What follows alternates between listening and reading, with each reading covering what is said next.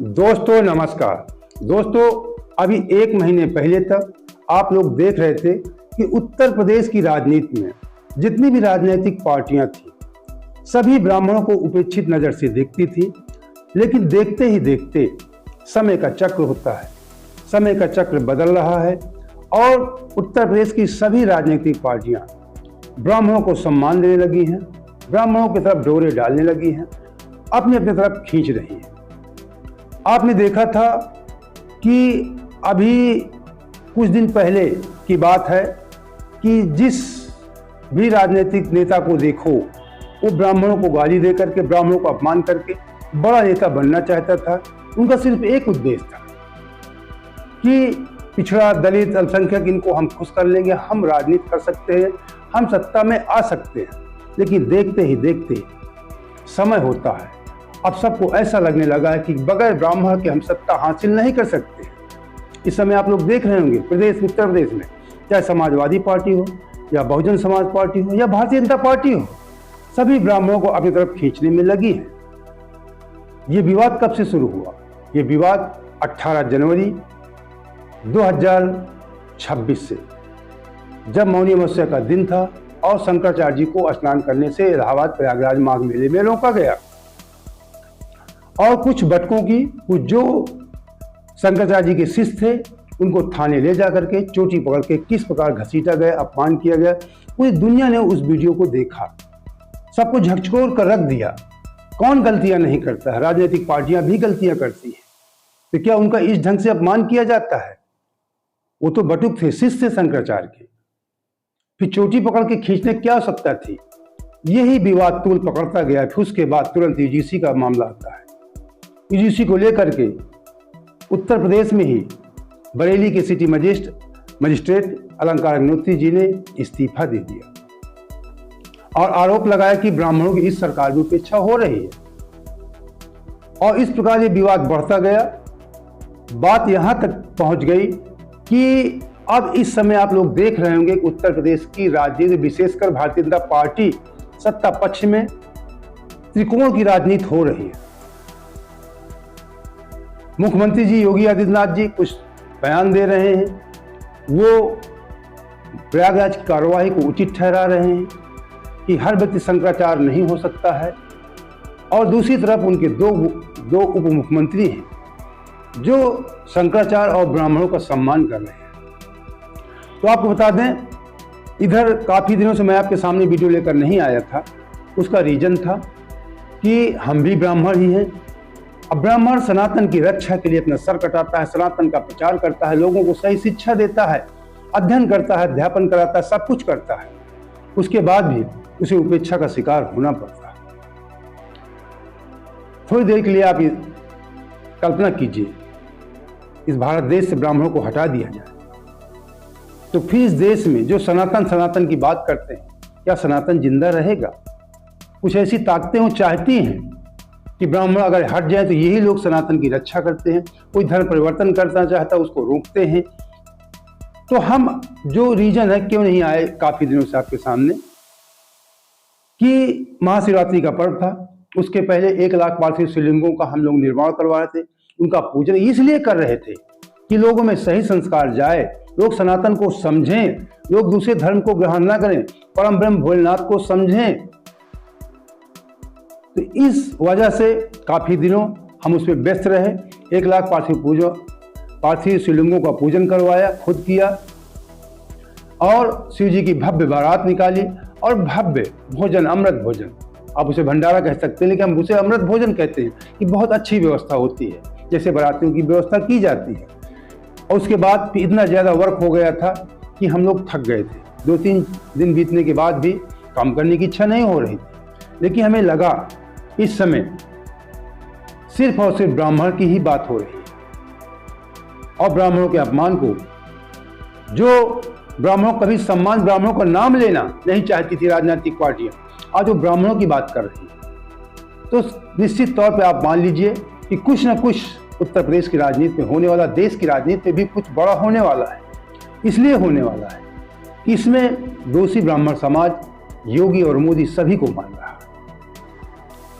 तो अगर मोदी जी समझ रहे हैं कि योगी जी केवल योगी जी दोषी हैं ऐसा नहीं है।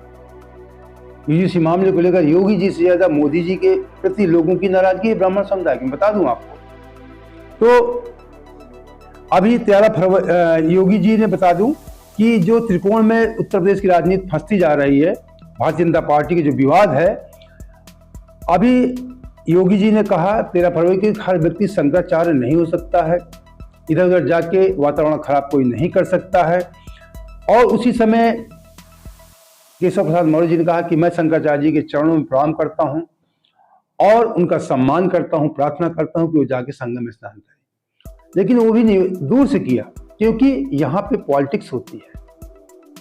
थोड़ा सा इशारा अगर सेंट्रल गवर्नमेंट से हो जाता, सेंट्रल से शीर्ष नेतृत्व से हो जाता, तो केशव जी हो सकता है माफी मांगने भी चले जाते। लेकिन मौके की नजाकत देख रही थी पार्टी शीर्ष नेतृत्व, उत्तर प्रदेश में क्या हो रहा। एक महीने बाद 17 फरवरी को ब्रजेश पाठक जी सामने आते हैं और वो कहते हैं कि जिसने भी चोटी खींचा बहुत बड़ा पाप किया है, उसको सजा मिलनी चाहिए। और ये भी कह रहे हैं देख लेना कुछ दिनों बाद ही सही उसको महापाप लगे। सरकार उनकी है और वो कह रहे हैं कि महापाप लगेगा, उसको सजा मिले। सजा कौन देगा? मुख्यमंत्री आपके हैं, उप मुख्यमंत्री आप भी हैं। निश्चित तौर पे कहीं ना कहीं भारतीय जनता पार्टी के अंदर खींचतान चल रही है और भारतीय जनता पार्टी अपने अपने बयानबाजी जो उनके तीनों मुख्यमंत्री हैं दे रहे हैं। आप बता दें, योगी का स्टैंड क्लियर है, वो उस कार्रवाई को उचित ठहरा रहे हैं, पुलिस कार्रवाई को उचित ठहरा रहे हैं। कह रहे कोई शंकराचार्य नहीं हो सकता, जो प्रयागराज में काल शंकराचार्य जी के साथ हुई। और आपको बता दें, ये मामला या तो जो ब्राह्मणों की नाराजगी है शंकराचार्य जी को लेकर के, उसको उस विवाद को हैंडल करने का प्रयास किया जा रहा है, या तो बीजेपी के अंदर ये विवाद बढ़ रहा है। दो ही मामले हो सकते हैं।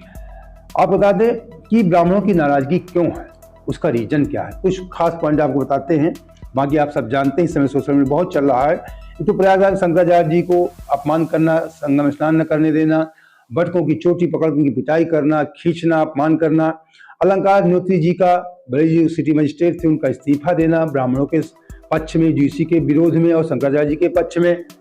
शीतकालीन सत्र के दौरान ब्राह्मणों ने बैठक करने की चेतावनी भी दे दिया था, आपको बता दें। और इसके अलावा तमाम ब्राह्मणों की नाराजगी थी। परशुराम जयंती के जो मुलायम सिंह सरकार ने छुट्टी घोषित किया था, उस छुट्टी को भी भारतीय जनता पार्टी ने रद्द कर दिया था ब्राह्मणों के नाम से। और एक संकल्प पत्र में भारतीय जनता पार्टी ने कहा था कि हम संत, जो बुजुर्ग संत हैं, पुजारी हैं, उनके लिए एक बोर्ड गठन करेंगे। कि अभी तक कोई इसके संबंध में कोई कार्यवाही शुरू नहीं। 27 का चुनाव आ रहा है। इन तमाम ऐसे कारण हैं जो ब्राह्मणों की नाराजगी के कारण हैं।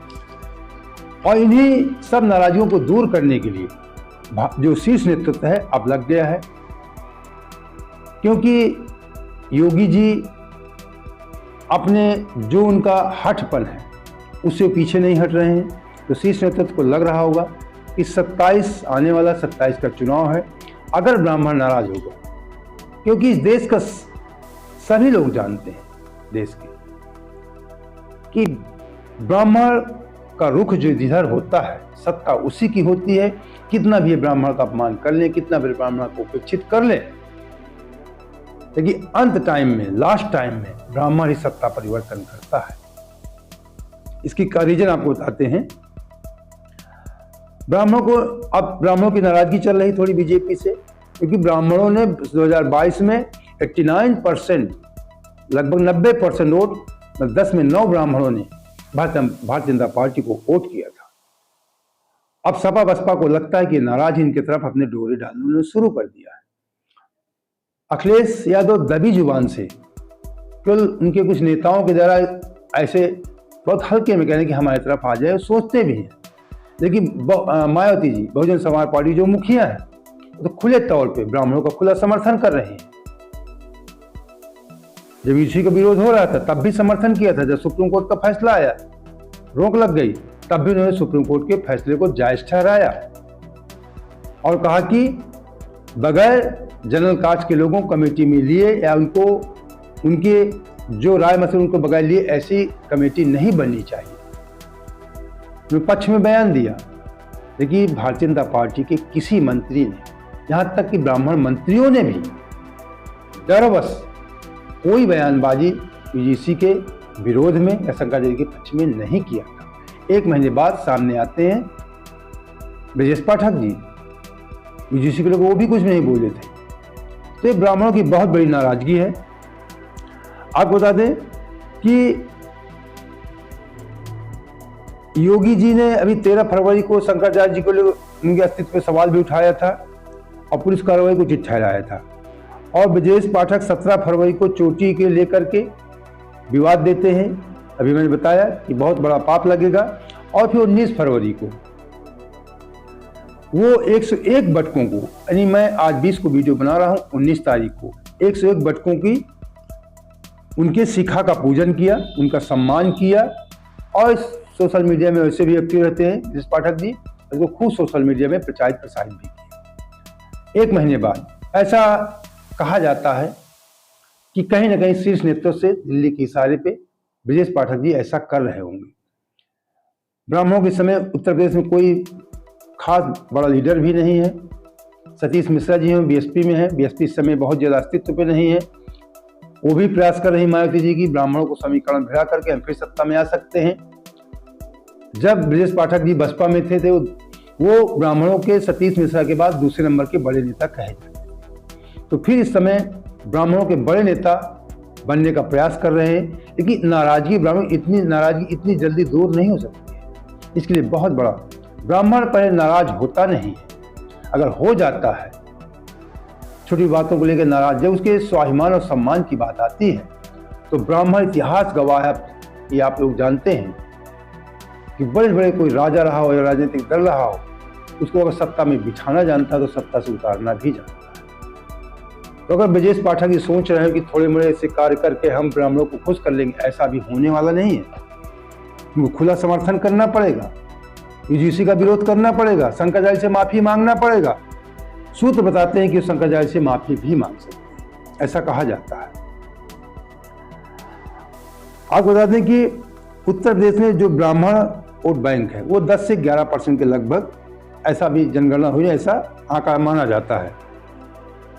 वोट बैंक भी ब्राह्मणों कम नहीं है, लगभग 11% यादव समाज का है, 9-10% जाटो समाज का है, 12% लगभग यादव समाज का है और 10-11% मतलब जाटो समाज का है, और लगभग इतना 10% के आसपास ब्राह्मण समाज भी है। तो किसी से कम नहीं है ब्राह्मण समाज वोट परसेंटेज में भी। और दूसरी बात रही उसके नेतृत्व की, आप सब जानते हैं, लोहा मानते हैं सारे लोग, सारे अन्य जातियों में वोट बैंक हो सकता है लेकिन नेतृत्व नहीं है। नेतृत्व, लोगों को डील करने की क्षमता, ये ब्राह्मणों में है।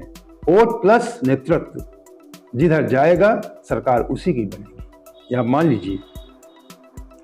आपको बता दें कि ब्राह्मण क्यों इतना महत्वपूर्ण है, मैंने बताया कि वो सशक्त है और मुखर है।